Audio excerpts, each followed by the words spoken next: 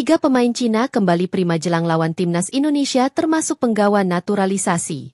Mereka disebut siap melawan Indonesia pada kualifikasi Piala Dunia 2026 di Qingdao, Kamis 15 Oktober. Oh enggak. Kan itu semua tergantung daripada pembicaraan saya, pelatih. Confidence dia naik karena permainan sepak bola itu sebetulnya kan bukan saja teknis, tapi non teknis. Apa psikologi harus kuat. Psikologi harus kuat. Kenapa ada pemain-pemain besar di dunia seperti Timnas Indonesia tentunya akan menghadapi tim Timur Tengah lainnya, yaitu melawan Timnas Cina. Yang katanya Timnas Cina juga berpotensi melakukan drama. Drama itu terjadi pada wasit yang akan memimpin laga itu. Namun sahabat-sahabat Garuda, kita tetap optimis Timnas Indonesia meraih 3 poin. Baik itu 3-1 atau 2-1 dan entahlah, ataupun yang penting Timnas Indonesia itu bisa meraih 3 poin sempurna. Amin. Dan sahabat-sahabat Garuda, kita tetap optimis dan satu komando bersama Bapak Erick Thohir. Dan setiap gerakan-gerakan PSSI saat ini tentunya membuat kita itu bisa gembira. Terbukti kita sudah kedatangan pemain anyar, yaitu Kevin Dick. Dan tentunya berapa tahun kita sudah menunggu sosok Kevin Dick ini. Sejak 2021 lalu ditunggu-tunggu untuk bisa datang ke Timnas Indonesia dan memperkuat. Dan saat ini Timnas Indonesia sudah mempunyai kedalaman lini belakang dengan 3x11. Untuk lini belakangnya sudah lumayan gemuk. Namun untuk lini tengah dan lini depan masih menunggu gebrakan lainnya. Sahabat-sahabat Garuda fan, Timnas Indonesia akan menghadapi tim tuan rumah ini lawan Cina. Ada 3 bintang Cina yang menjadi dan kembali jelang lawan Timnas Indonesia, termasuk naturalisasi mereka. Adakah dari 3 nama ini akan menjedor pertahanan Timnas Indonesia? Namun sahabat-sahabat Garuda, mari kita simak bersama biar nggak salah paham. Silakan ditulis di kolom komentar pendapat kalian. 3 bintang Cina kembali jelang lawan Indonesia, termasuk naturalisasi. 3 pemain Cina kembali prima jelang lawan timnas Indonesia termasuk penggawa naturalisasi. Mereka disebut siap melawan Indonesia pada kualifikasi Piala Dunia 2026 di Qingdao, Kamis 15 Oktober. Nama-nama bintang yang prima melawan Indonesia pada lanjutan kualifikasi Piala Dunia 2026 adalah Gao Zhunyi, Wu Lei, dan pemain naturalisasi Alan. Gao Zhunyi yang melewatkan pertandingan melawan Australia karena cedera telah pulih dan bergabung dengan latihan. Tulis media Cina, Kiki. Selain itu, Wu Lei dan Alan yang absen lawan Australia karena cedera juga sudah dihubungi pelatih. Mereka bisa berangkat ke Qingdao untuk bergabung dengan tim menjalani laga krusial lawan Indonesia. Lanjut Kiki. Gao Zhunyi adalah salah satu pemain senior di timnas Cina. Bek kanan 29 tahun itu sudah membela tim senior sejak 2017 lalu. Kemudian Wu Lei juga pemain veteran di tim senior. Sejak debut pada 2010 lalu, sayap kanan 32 tahun itu sudah mencatat 99 penampilan dengan 32 gol untuk timnas Cina. Alan pun jadi salah satu bagian penting dari timnas Cina. Pemain naturalisasi dari Brasil itu sudah membukukan 13 caps dengan kontribusi 3 gol sejak debut pada 2021 silam. Jadwal pertandingan Cina versus Indonesia akan berlangsung di Stadion Qingdao Youth, Selasa 15 Oktober mendatang pada pukul 19 waktu Indonesia Barat. Ini jadi kesempatan skuad Garuda mencuri 3 poin perdana di putaran ketiga kualifikasi Piala Dunia 2026. Peringkat FIFA Timnas Indonesia usai kemenangan, dirampok versus Bahrain. Usai hasil imbang saat bentrok dengan Bahrain, peringkat tim nasional Indonesia tidak berubah. Timnas Indonesia bermain imbang 2-2 melawan tuan rumah Bahrain dalam lanjutan kualifikasi Piala Dunia 2026 di Bahrain National Stadium, Kamis, 10 Oktober 2024. Peringkat tim Garuda tidak akan beranjak dari posisi saat ini setelah imbang melawan Bahrain, yakni 129 FIFA. Poin jika seri adalah 4,39 poin dengan total poin 1128,56. Saat ini Timnas Indonesia berada di peringkat 129 FIFA dengan jumlah poin 1124,17. Ini merupakan peringkat terbaik 13 tahun lalu, tepatnya sejak 2011. Perkembangan peringkat Timnas Indonesia dalam 2 tahun terakhir juga patut diancungi jempol. Sejak awal 2023, ranking FIFA tim Garuda terbang 20 peringkat. Pada update FIFA per 19 September 2024, ranking Timnas Indonesia berada di posisi 129 dari sebelumnya 149. Saat ini Indonesia adalah tim terbaik ketiga di Asia Tenggara berdasarkan peringkat FIFA, di bawah Thailand dan Vietnam. Timnas Indonesia pernah berada di masa kelam pada medio 2016, di mana pernah sejajar dengan tim mediocre Asia Tenggara seperti Kamboja dan Laos. Bahkan kalah dari Filipina yang sepanjang sejarah selalu dibantai oleh tim Garuda. Saat itu Timnas berada di peringkat 191 pada 2016. Timnas Indonesia bisa saja melejit ke peringkat 122 andai kemenangannya tidak dirampok oleh keputusan wasit kontroversial Ahmed Al-Kaf. Pada pertandingan antara Timnas Indonesia kontra Bahrain, terdapat keputusan yang berdampak signifikan terhadap hasil pertandingan. Paling utama adalah perpanjangan waktu yang tidak usai hingga menit 100. Awalnya pertandingan tersebut diberi tambahan waktu 6 menit dari waktu normal, sehingga seharusnya pertandingan selesai pada menit 96. Saat itu skuad Garuda memimpin dengan skor 2-1. Namun, hingga perpanjangan waktu mencapai menit 96, peluit akhir tidak dibunyikan. Hingga pada menit ke-98 tim Bahrain membuat gol penyama kedudukan yang berbau offside. Satu hal yang ramai soal gol tersebut adalah proses VAR yang tidak ditayangkan dan relatif lebih cepat diputuskan ketimbang gol Ragnar Oratmangoen di babak pertama. Usai gol Bahrain, Ahmed Al-Kaf baru meniupkan peluit panjang tanda pertandingan berakhir. Sontak hal ini membuat ofisial dan pemain kecewa, begitu juga para pendukung sang Garuda. Andai menang melawan Bahrain, tim Merah Putih bisa mendapatkan 16,89 poin tambahan jika mampu mengemas 3 poin dari kandang Bahrain. Sehingga total akan mendapatkan 1141,06 poin. Jumlah poin tersebut akan menempatkan Indonesia berada di peringkat 122 FIFA, tanpa menghiraukan pertandingan lainnya. Oh enggak. Kan itu semua tergantung daripada pembicaraan saya, pelatih, dan sesuai dengan kebutuhannya. Dan tentu seperti di U17 dan U20 kita lihat pemain-pemain yang ada di Liga direkrut. Untuk tim senior pun dari komposisi 27 kalau tidak salah mayoritas juga masih dari Liga Indonesia. Dan ada pergantian dari Liga Indonesia juga, ada beberapa pemain yang sebelumnya dipanggil sekarang tidak dipanggil. Ada pemain yang belum pernah dipanggil sekarang dipanggil. Ya itu saya rasa bagian pemilihan keputusan dari pelatih, ya. Dan saya selalu mengingatkan pada saat ini kita diuntungkan punya pelatih baik dan pemain baik sehingga timnya baik. Nah, apakah misalnya ada pemain dari diaspora atau dari luar negeri yang ingin bergabung? Ya saya rasa metodenya sama sesuai dengan peraturan FIFA bahwa dia darah Indonesia ataupun dia bermain di Liga Indonesia selama 5 tahun. Itu opsi yang sebelumnya dipakai oleh PSSI, yang sekarang kita coba cari darah Indonesia. Jadi tergantung kesepakatan dan kepercayaan pemainnya kepada program yang dibuat oleh PSSI. 1 detik bagi seorang pemain untuk memberikan passing ya secara akurat, dan ada 10 detik bagi seorang pemain untuk shooting. Jadi sebetulnya 40 detik itu sudah cukup bagi sebuah tim untuk mencetak gol. Tapi dia tambah lagi satu menit lebih itu. Jadi itu adalah waktu yang sangat signifikan bagi para pemain Bahrain untuk bisa menyamakan kedudukan. Hitung-hitungannya kira-kira seperti itu. Ya kan, bahwasannya mereka bisa mencetak gol atau enggak itu hal kedua. Tapi kita bicara soal durasi waktu. Jadi kalau biasa saya komentar di TV, ketika ada injury time, anggap aja injury time itu 5 menit. Saya akan mengatakan 5 menit ini akan terasa seperti 50 detik bagi tim yang tertinggal. Tapi 5 menit ini akan terasa seperti 50 menit bagi tim yang sedang unggul. Karena defending itu lebih sulit daripada attacking. Maka itu saya bingung, banyak yang juga mengkritik para pemain yang tidak bisa mengatasi situasi pada saat masa injury time. Kenapa harus mengkritik? Apakah gak dilihat 90 menit mereka habis-habisan? Yes.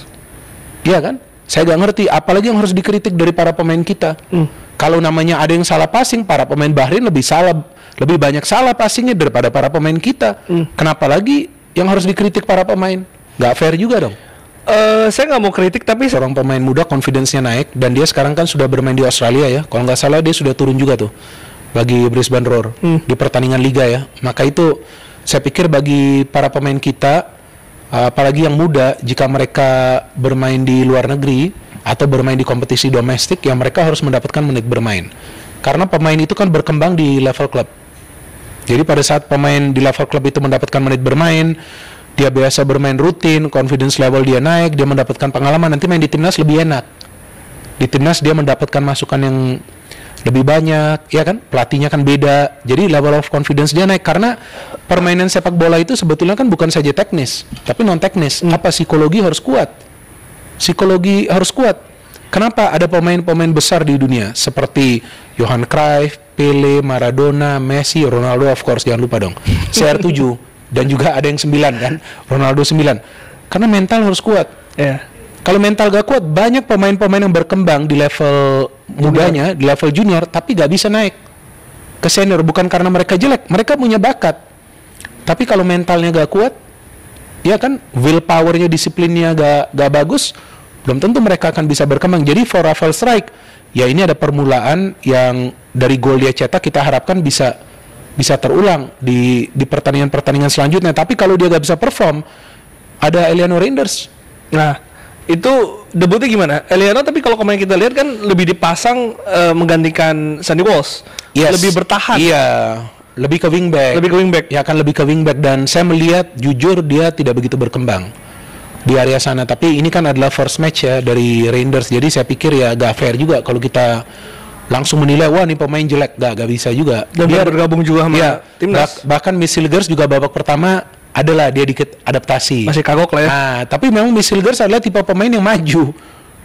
Dia yang akan melakukan pressing gitu, bahkan ikut maju, terlibat build up. Jadi dia masih ikutin irama timnas kita. Jadi saya pikir ya walaupun dia belum berkembang, artinya dia gak kasih assist, gak kasih apa. It's okay, let them play, let them develop. Semua pemain yang sekarang berada di timnas, biarkan mereka menjalankan proses ini. Ini juga proses apa? Proses pengalaman. Kapan sih timnas kita main di Arab Saudi di sebuah pertandingan babak kualifikasi Piala Dunia? Kalau menurut teman saya ada. Di mana? Di PS. Main dia. Ada kok. Dia bilang saya main. Di mana? Saya kaget. Di mana kamu lihat? Ada, dia bilang di game. PS. Wah, kurang ajar juga nih orang. Tapi saya agak emosi. Kita keep calm aja. Keep calm aja ya. Kita keep calm aja. Jadi ini adalah pengalaman baru bagi mereka. Mereka harus menjalani ini dengan benar gitu. Nah, jadi kalau ada yang menanyakan kok para pemain kita nggak cunning ya? Cunning itu apa? Cerdik ya? Nggak cerdik ya? Ya karena memang mereka sebetulnya bermain bola dengan benar. Ya kan? They're playing the real football. Ini para pemain kita bermain sepak bola dengan benar. Dan Anda sadar nggak sih di babak kedua itu si Marcelino masuk, ya kan? Marcelino mainnya seperti apa? Bagus sekali. Bagus mana? Bagus sekali mainnya, ya kan? Malik Rizaldi mainnya bagus. Gak ada masalah bagi para pemain yang masuk dari bangku cadangan. Nathan oke loh, mainnya waktu masuk itu loh. Walaupun gak lama juga dia masuk, oke. Rizky Ridho bagus juga. Jadi ya perlahan-lahan para pemain ini akan mendapatkan yang namanya jam terbang. Dan kalau mereka memang main sedisiplin seperti yang mereka tunjukkan, ya gak ada limitnya bagi mereka untuk prestasi. So di luar dari keputusan wasit kita sebetulnya layak ya 3 poin kemarin dari sisi permainan. Dari sisi permainan, kalau menurut saya kita seharusnya mendapatkan 3 poin. Kita mendapatkan kemenangan dan memang saya dari awal sudah feeling kemungkinan akan menang dengan skor tipis. Ya saya nggak tahu skornya akan 1-2 atau mungkin ya 0-1. Tapi pada saat Bahrain mencetak gol, saya sama sekali nggak khawatir. Aduh, kok kemasukan? Enggak. Masih awal kan. Tapi mereka bisa comeback. Kapan timnas kita bisa comeback? Away lawan tim asal Timur Tengah. Dan saya lupa mengatakan di awal, Bahrain ini bukan tim lemah loh bos. Ya, 90-an ya. Jadi jangan kita terus mengatakan, wah kenapa timnas seri? Ini kan Bahrain. Bahrain itu tim kuat, bukan tim lemah. Iya kan?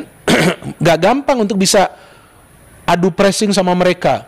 Ya kan, bermain di kandang mereka. Ya kan, dan mereka mainnya kan dengan 13 pemain itu.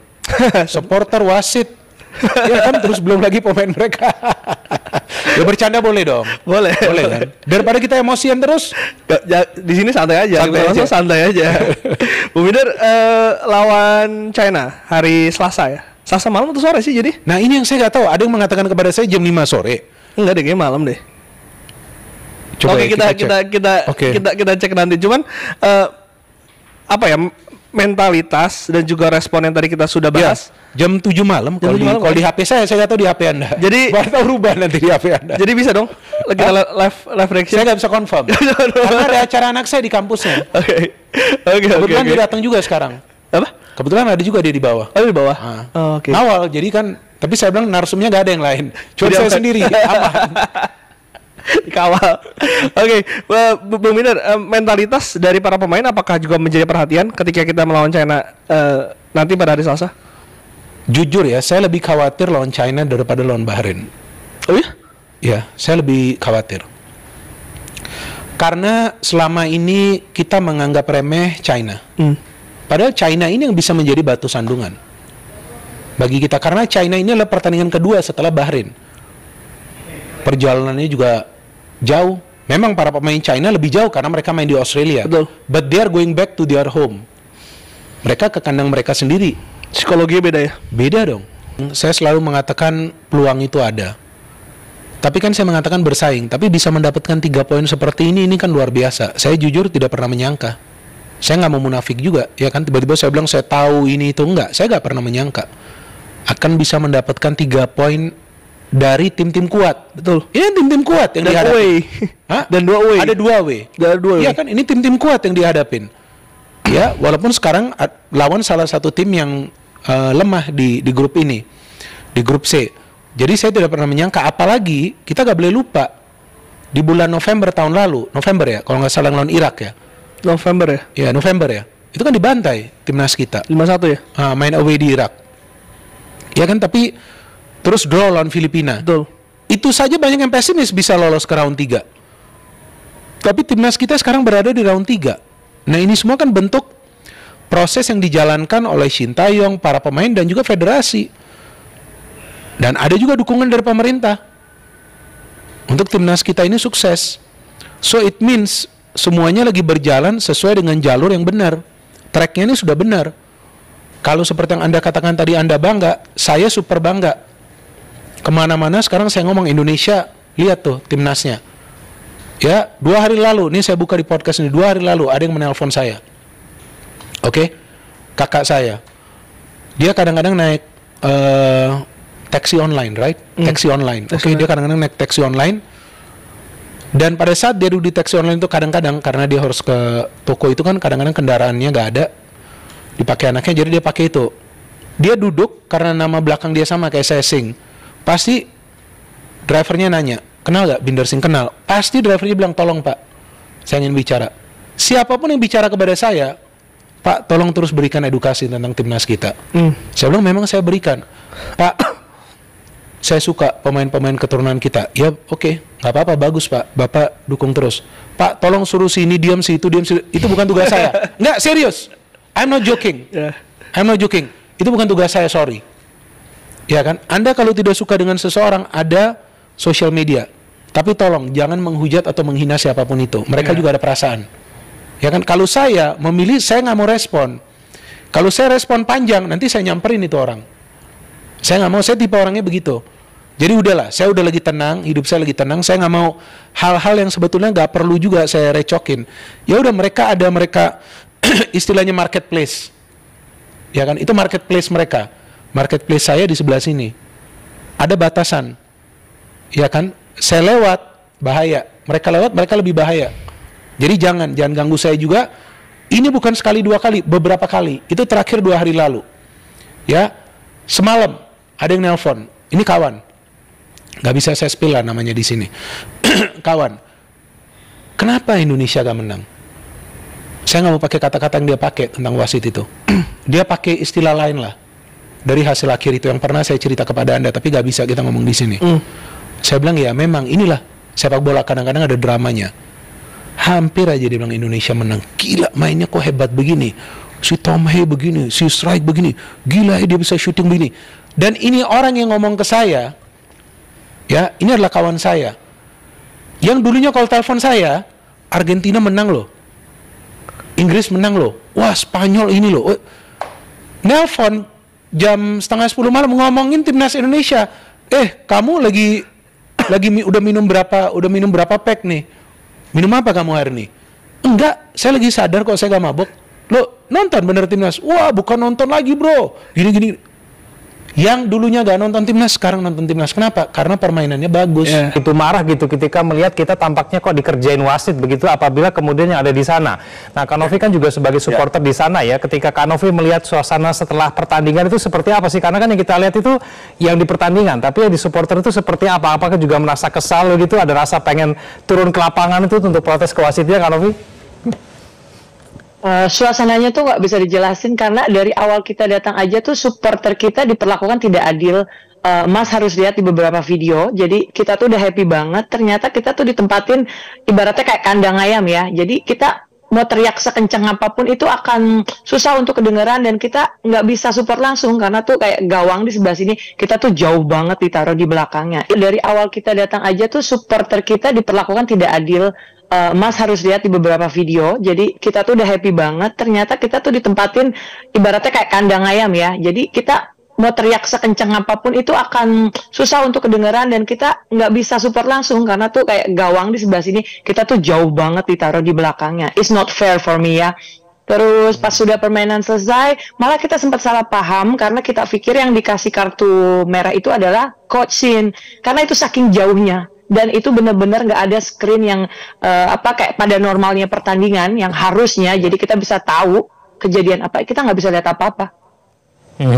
Nah, wawancara Anda kepada TV Bahrain itu viral tuh, Kak Novi, karena ada beberapa pernyataan Anda yang dirasa mewakili publik Indonesia yang menonton gitu. Anggapan Anda bagaimana, Kak Novi? Alhamdulillah banget itu viral. Jadi biar aku berharapnya sih pemain dan wasitnya nonton langsung ya, karena itu benar-benar kejadian di lapangan seperti itu. Hal yang aneh, 90 tambah 6 itu 96, sejak kapan jadi 99? Ya, tapi ceritanya kemudian dia bisa wawancara Kak Novi itu gimana sih akhirnya? Jadi saat itu kita lagi panas banget, baru banget itu semua supporter tuh lagi pada final kan, udah happy, wah udah akan selesai nih. Terus tiba-tiba gol, kayak golnya tuh mutlak yang nggak bisa diganggu gugat, bener-bener yang pada bengong. Tiba-tiba dia datang dengan mic, nggak ke aku aja sih, ke semua supporter Indonesia. Jadi kayak kesannya tuh lebih kayak agak ngeledek gitu. Aku pertamanya jawab baik-baik, tapi mukanya dia tuh langsung yang kayak ngenyek gitu loh, yang gitu. Yakin gitu kan. Makanya langsung aku bilang, it's not fair. Pakai nanya, why not fair? Come on, pasti dia tahu lah. Betul sekali, dan dilihat histori pertandingan sebelum, Bahrain itu nggak cuma ngelakuin ini ke timnas kita, tapi banyak sama Jepang aja mereka berani, apalagi sama kita. Tapi respon ketika Anda mengatakan itu kepada orang Bahrain asli itu, mereka bagaimana responnya? Mereka ketawa-ketawa, kayak nggak ada apa-apa, kayak bercanda gitu, malah yang kayak ketawa gitu. Aku bilang, Kenapa kamu nggak malu emang, aku bilang. Pas udah off kamera, terus dia jawab, no, yang penting kita menang 2-2. Terus aku bilang, yakin 2-2, harusnya sih 2-1 ya, sebenarnya kayaknya 2-1 poinnya. Oh, jadi mereka juga mengakui ya bahwa sebetulnya mereka itu diuntungkan oleh wasit begitu ya, Kak Novi ya? Exactly, bener. Mereka tuh kayak happy banget, terus bener-bener happy banget sampai kita keluar dari lapangan setelah pertandingan itu. Banyak warga lokal tuh yang, dua-dua ya, pulang aja ya, jangan datang. Jadi mereka tuh tahu banget kalau wasit pasti menguntungkan mereka. Nah, wawancaranya Kak Novi dengan mereka ini ditayangkan tidak di TV Bahrain itu? Ya, kayaknya itu ditayangkan, terus dimasukkan ke highlight Instagram, tapi sepertinya sudah dihapus karena kekuatan netizen Indonesia ya, yang langsung banyak tag berbagai pihak, kayaknya langsung dihapus sama mereka. Oke, langsung digeruduk netizen Indonesia. 96 ke sana juga sudah kita, sampai fluid itu sudah kita sampaikan, termasuk dokumen-dokumen pendukung, video golnya Bahrain ke kita yang terakhir itu juga sudah kita kirimkan. Artinya dokumen-dokumen pendukung sebagai sarana protes kita itu sudah kita kirimkan, ya kita tinggal tunggu saja. Tetapi mohon maaf aja, saya bukan saya kayak pesimis gitu ya, karena selama ini kan kita protes-protes begitu juga. Ya mohon maaf aja, bisa tahu sendirilah. Saya takut nanti kalau saya jawab ini takut ada sanksi tambahan buat saya, makanya saya juga harus. Aku yang bilang kalau gitu Pak, just say bye-bye ya, kita komplain pun just say bye-bye. Ya Pak Barin, tapi kayaknya Ya, surat begitulah. protesnya itu kurang kuat tuh Pak Sumarji. Ini kita melawan China nanti, wasitnya juga kontroversial loh nih Pak Sumarji. Ini dari Uni Emirat Arab loh. Dan ini juga netizen sudah bersiap-siap nih, wah kayaknya kita bakal dikerjain lagi nih. Pak Sumarji bagaimana? Saya kira begini, kalau dengan baik ya, protes-protes kita selama ini dan masukan-masukan kita di pertandingan antara Indonesia lawan Cina. Mudah-mudahan sih kok dengan adanya kejadian seperti ini, masa sih masih mau aneh-aneh lagi? Ya kalau ngomong aneh-aneh lagi ya kira-kira mungkin yang paling tepat adalah kekuatan netizen lah. Saya tidak bisa ngomong apa-apa kalau ini. Oke, Kak Novi, kita dipimpin oleh wasit yang kontroversial lagi nih nanti melawan China. Kak Novi berangkat nggak nih ke China untuk nonton langsung Indonesia melawan China? Saya rasa cukup bagaimana pendapat-pendapat barusan. Jadi bagaimana menurut kalian? Silahkan ditulis di kolom komentar dan jangan lupa like dan subscribe channel ini agar kalian tidak ketinggalan informasi penting khususnya Timnas Indonesia. Salam sepak bola keren, salam sepak bola bersih bersama Bapak Erick Thohir Timnas Garuda Jaya. Bersama saya, salam olahraga.